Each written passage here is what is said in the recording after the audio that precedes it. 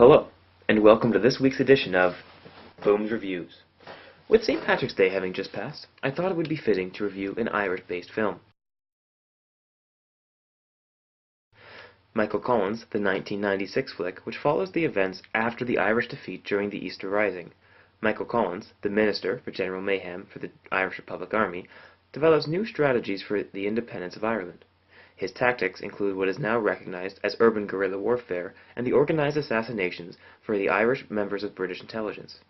Although Collins is conflicted about the necessity of this violent course. By 1921, the British are willing to negotiate. President of the IRA, Edmund Delvera, sends the reluctant Collins to London to negotiate a settlement. Collins returns with a compromise for an Irish Free State within the British Empire, not an independent republic. He is vilified by Delvera and repudiated by lifelong friend Harry Boland. Collins is then faced with a civil war against those who insisted on the unconditional independence for all of Ireland. He eventually meets his death on his way to what he assumes to be a peaceful negotiation with Delvera. Now, I'll touch on the significance of this film later, but let's start off with the accuracy to what really happened in Ireland at the time. The movie itself holds pretty true to history. The Irish did want a free republic, which resulted in the Irish Uprising and a civil war. The British did respond with military action. The IRA did father the use of guerrilla warfare, and Michael Collins was the charismatic bloke who died on his way to negotiate the end of domestic violence. However, director Neil Jordan did take some liberties in regards to a handful of events, the biggest of these being the death of the character Harry Boland, Collins' right-hand man. In the film, he was shot dead attempting to escape, but in reality, he was shot in a skirmish with Free Irish state soldiers in the Grand Hotel during the aftermath of the Battle of Dublin. Now, another big discrepancy was Collins leading the delegations in London. However, in reality, those delegations were done by a man by the name of Arthur Griffith. Now, one inaccuracy I can understand done by director Neil Jordan was the excessive use of violence at Cork Park. Very much done for the cinematic effect, but in reality it was greatly exaggerated. The actual armored vehicle sat in a laneway and fired over the heads of the crowd and was told only to engage active aggressors. Other inaccuracies mostly occurred during the first few minutes of the film.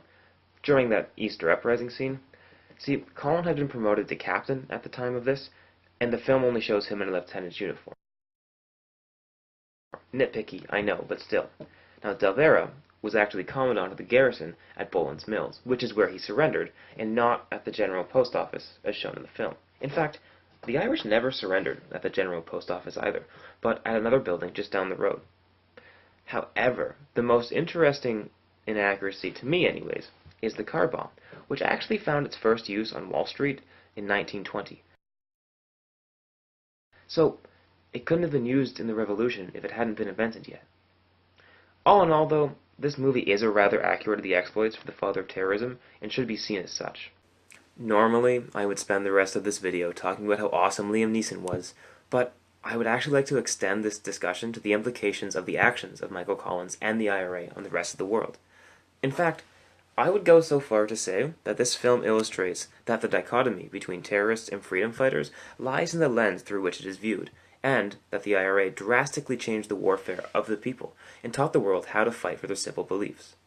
Now, the IRA has influenced many terrorists over the years, from the tactics of the FLQ to jihadist actions in the Middle East. Irish brand terrorism seems to have spread worldwide, and the two biggest lessons, however, are the use of political involvement and guerrilla tactics, a term which here means a small group of combatants who use ambush and their knowledge of the land to complete a hit-and-run attacks on the enemy.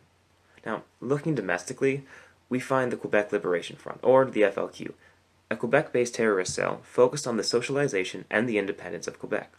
Although some call the FLQ amateurs, their tactics of bombing, political kidnapping, propaganda, and violence toward those against their free Quebec can be shown to draw inspiration from the IRA. Rose led a Montreal-based cell of the FLQ. In 1970, the cell kidnapped and killed Quebec Labour Minister Pierre Laporte. When not getting their demands met, the FLQ pulled their own version of Bloody Sunday, known as the October Crisis, where they murdered the captives as a sign of solidarity to a free Quebec. This caused Canada to invoke their War Measures Act for the first time since the Second World War, which is quite a feat for an amateur terrorist organization. Now, looking foreign, but still in the interest of Canada, we find ISIS, the Islamic State of Iraq. ISIS today uses tactics one might assume the IRA to implement if it was still relevant in modern warfare. The burning remains of one of Islamic State's infamous armoured car bombs, locally referred to as dogmas by Libyan government troops. As you can see from this footage, the destructive power of these mobile bombs when detonated is devastating. Islamic State have constantly relied on the devices to inflict heavy losses on advancing Libyan forces. The extremist group also frequently uses them to target civilian infrastructure. They use mass executions, bombings in foreign states, public attacks, and most importantly, maintaining a sense of terror. A term which here implies a constant organized attacks which boost morale of a like-minded individual, but put the enemy in a forever state of caution by not letting the peace settle enough for them to feel safe. Now, another major term and tactic that they adapted from the IRA would be the uniform of the people, a strategy where, dressed as the common folk, the attackers are able to slip in and out of the crowd and blend in, again enforcing this maintenance of terror through subliminal attacks. Now, ISIS presents the world a modern look at guerrilla warfare. It represents how willing they are to fight for what they believe in, similar to the IRA. This brings me to the third part of the video, where I talk about the importance of the Michael Collins flick. The political statement presented by the movie is that of perspective-taking. Looking at the IRA from the British side, one sees savage terrorists willing to do terrible things just in the name of terror. Consider the Irish perspective, and they become national heroes, fighting an oppressive system, doing what is necessary. Now, with the IRA, the FLQ, and even ISIS, all fought for what they believed in, and were faced with military resistance. Now, disclaimer, I'm not condoning the actions of any terrorist group by any means, but the Michael Collins film presents a unique ability to view terrorists in this freedom fighter perspective. Somebody that we can be sympathetic with. You know, a surprising look at the politics as it goes against all conventional views. The dichotomy of terrorist versus freedom fighter is one that cannot be resolved by looking at either group's actions, but instead by looking at their reasons. To the terrorist, they are the heroes, and to the target of the car bomb, the military is the hero for fighting the terrorists. Neither is right, but that doesn't stop the support in either direction. Ultimately, the film is about peace. You see, before he was killed, Michael Collins was on his way to discuss the laying down of arms with Alvera, who headed his opposition. He realized he was losing good men to good men. See, war is hell, but sometimes conditions permit some to rise and fight a system with which they disagree. And at the end of the day, the winning party really gets to color the perspective. So, before we go buying into what the media tells us about who the enemy is, Michael Collins teaches us to look at both sides of the coin before we make a decision. If you like this video, don't forget to like and subscribe. And if you really like this video, don't feel bad about giving me full marks. And as always, thanks for watching.